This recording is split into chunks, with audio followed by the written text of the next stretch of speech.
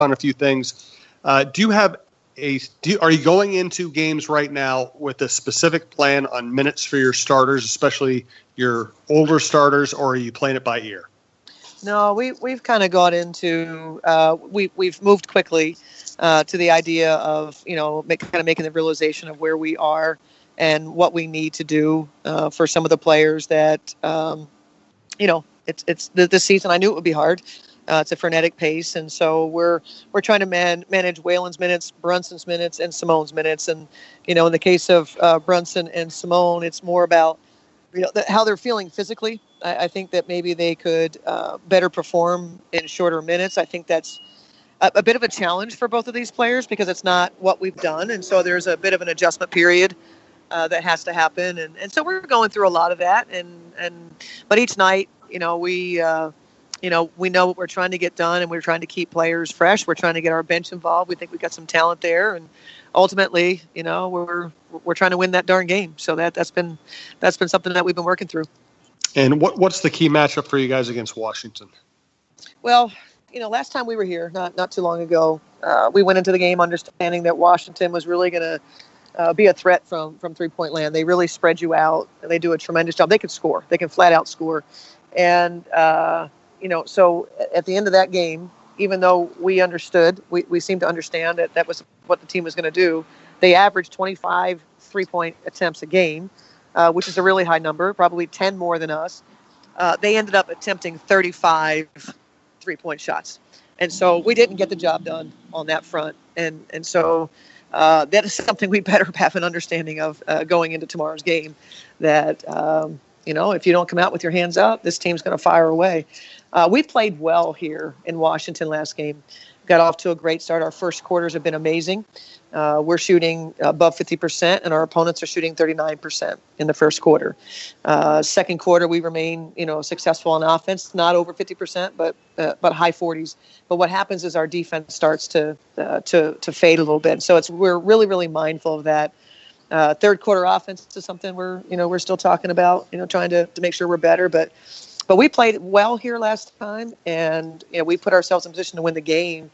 And it was in the last 3 minutes that we just didn't keep pace offensively. We took some bad shots, and you can't do that against this team because they're going to be very efficient on offense. So we might have had a chance to practice both yesterday and today, which is nice, and because we needed that. We've got some young players that really need more time and for us to figure out their play calls. And so, we're looking forward to making this DC trip a very successful one. Today's was amazing, and now it's about winning the game tomorrow.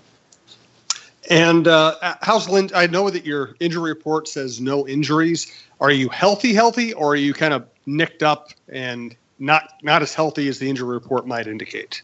Well, we're fortunate, knock on wood, that we don't have anyone that's keeping them from being able to be in the game. But we have, Simone is managing, a little bit of stuff going on. Rebecca Brunson, just has not been able to get to where she was feeling before. When we were in the off season and she was working out, she felt great.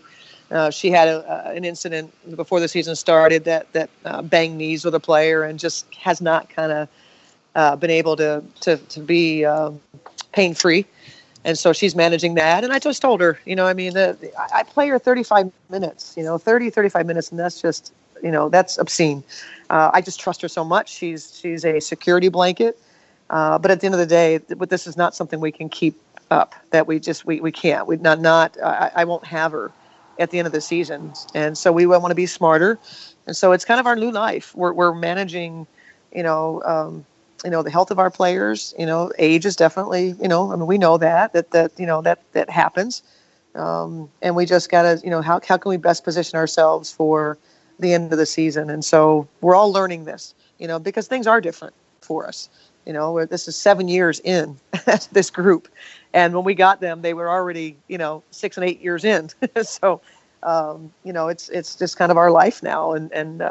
But we've got a good young bench that I think the more that they play, the more they're going to be able to help. And I thought we played pretty well in LA. We just had a couple stretches that our offense wasn't very good. We had a third quarter that saw us score only 10 points. And we just have to stop doing that. We've got to be more consistent throughout the game. Again, we're going to save a lot of the in-depth basketball analysis for the Monday night show tonight. I would just like Cheryl to give us a final thought after I thank Lynn Hall and Free House one more time. Again, Free House, Washington Avenue, North Loop. I told you all about the place. We keep on telling you because it's such a great place. We appreciate the way they've treated us, and we are looking forward to being there on Monday night. As for the Lynn Hall, again, 2640 Lyndale Avenue South. Again, the Lynn Hall is a market-inspired restaurant, an event space, kitchen, TV studio, and incubator kitchen, and they really want to highlight their Wisdom series featuring change makers in the community whose achievements have paved way for future generations. And Spaeth will be interviewing award-winning sports journalist Michelle Tafoya Thursday, June 7th from 7 to 9 p.m. on the first installment of the Wisdom Series. Tickets are $25 with proceeds benefiting the Young Women's Initiative and the Women's Foundation. Visit thelinhall.com for ticket information. Cheryl, do you have a final thought for us? I do. Just reflecting on, the last 4 or 5 hours with our team, that this team is special. I think everyone knows that the way that they chose to commemorate their championship was to give of themselves, and that's what makes this team so special. But I think the overriding thing is there's a lot of rhetoric around the White House and championship celebrations, et cetera, and athletes. And I think what comes to mind for me is that nobody can keep us from shining our light. And that's what today was about, that we didn't need a White House invite to be able to do good and to enact change and to be, to have such an opportunity to impact the lives of, first to fifth graders, to see the adults, to see the Capitol Police, the DC Police, everyone coming together to do good. It was just incredibly empowering, and I'm just so blessed to be the leader of this franchise at this time in our franchise's history, and it was just incredible, and I can't wait for you all to see the videos and see the pictures. Our fans should be so proud of this team. Absolutely. Great stuff as always, Cheryl. Thank you for taking time with us on such a busy day, and we will see you on Monday night. Thanks, Jim. Thanks, Brandon.